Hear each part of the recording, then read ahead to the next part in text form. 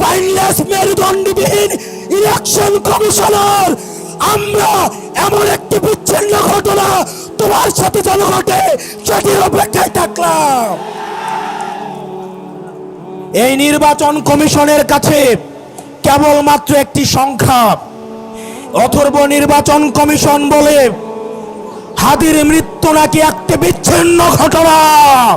আমাদের দেশে যারা অস্থিতিশীল পরিবেশ তৈরি করতে চাচ্ছে, হাদি ভাইকে যারা হত্যা করেছে, নির্বাচন যারা বানচাল করতে চাইছে, দেশের পরিবেশকে যারা অস্থিতিশীল করতে চাইছে, সীমান্ত যারা আমাদের ভাইদেরকে বোনদেরকে মেরে ঝুলিয়ে রাখে, তাদের আশ্রয় এবং প্রশ্রয়দাতা পৃষ্ঠপোষকতা দিচ্ছে ভারত। ভারতকে স্পষ্ট ভাষায় বলতে চাই, যারা আমার দেশের সার্বভৌমত্বকে বিশ্বাস করে না, যারা আমার দেশের সম্ভাবনাকে বিশ্বাস করে না, যারা ভোটাধিকারকে বিশ্বাস করে না, মানবাধিকারকে বিশ্বাস করে না, যারা এই দেশের সন্তানদেরকে বিশ্বাস করে না, আপনারা যেহেতু তাদেরকে আশ্রয় প্রশ্রয় দিচ্ছেন, কথা স্পষ্ট করে বলে দিতে চাই, ভারতের যারা সেপারেটিস্ট আছে বাংলাদেশে আমরা তাদেরকে আশ্রয় প্রশ্রয় দিয়ে যে সেভেন সিস্টার রয়েছে সেটাকে বাংলাদেশ থেকে, ভারত থেকে আলাদা করে দিব। এই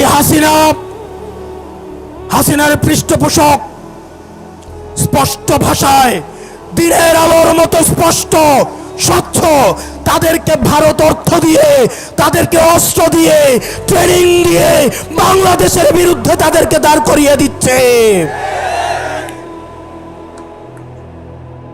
আমাদের ভারতের বিরুদ্ধে একটি পার্শ্ববর্তী দেশ বলার কোনো সুযোগ নাই। আপনার এই জমানে স্পষ্ট করতে হবে, এই বাংলাদেশকে ভারত একটা ফিলিস্তিন বানাইতে চায়। আমাদেরকে সবাইকে ঐক্যবদ্ধ হতে হবে। ক্ষমতার জন্য, গদির জন্য, মন্ত্রণালয়ের জন্য যারা দিল্লিকে কিবলা দিচ্ছে, এই বাংলাদেশের স্বাধীনতা তারা তৃতীয়বারের মতো বিক্রি করে দেওয়ার প্রস্তুতি নিচ্ছে।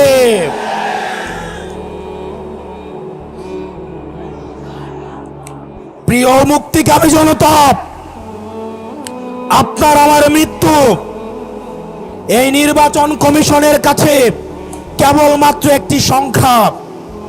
অথর্ব নির্বাচন কমিশন বলে হাদির মৃত্যু নাকি একটি বিচ্ছিন্ন ঘটনা।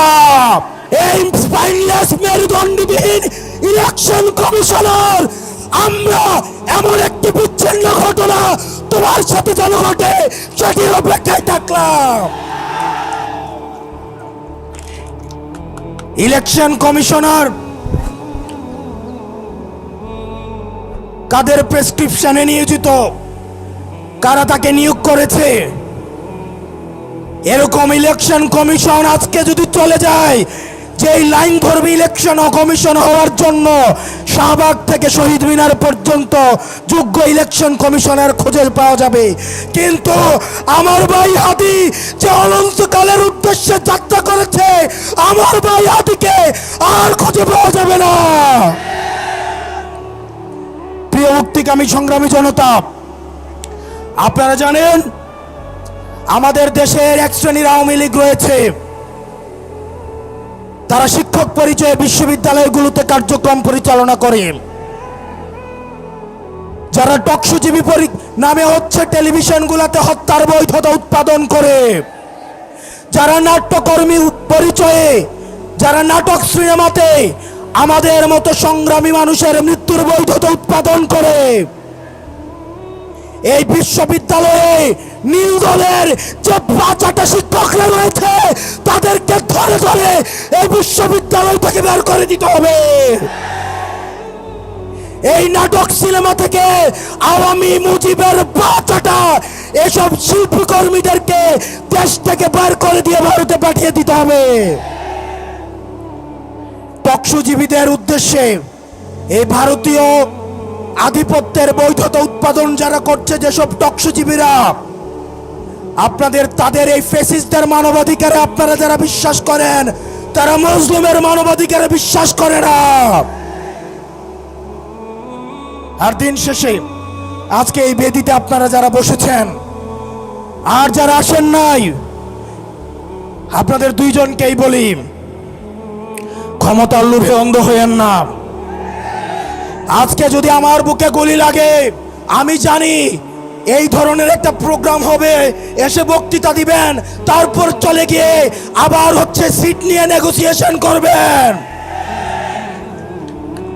অনেক দল রয়েছে, যেহেতু আরপিও সংশোধন হয়েছে, এখন অন্য দলের মার্কায় নির্বাচন করতে পারবে না বলে নিজের দলের মার্কা বিলীন করে দেওয়ার জন্য তারা রেডি হয়ে আছে। এগুলো দিয়ে জাতীয় ঐক্য হয় না। এসব জাতীয় ঐক্য এগুলো মেকি। আমাদের হাদি ভাইয়ের রক্ত এই জাতীয় ঐক্যের আঠা হয়ে আসুক, সেটা আমরা চাইনি।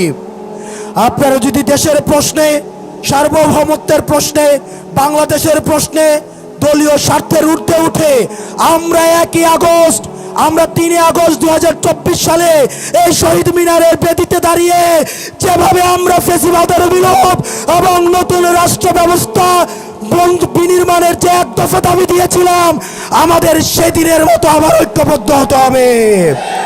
ও ইনকিলাব, ইনকিলাব, দিল্লি না ঢাকা, দিল্লি না ঢাকা, ইনকিলাব, ইনকিলাব, আপোষ না সংগ্রাম, দালালি না রাজপথ, দালালি না রাজপথ, আপোষ না সংগ্রাম। আমরা সবাই হাদি হব, চুকে চুকে লড়ে যাব, আমরা সবাই হাদি হব।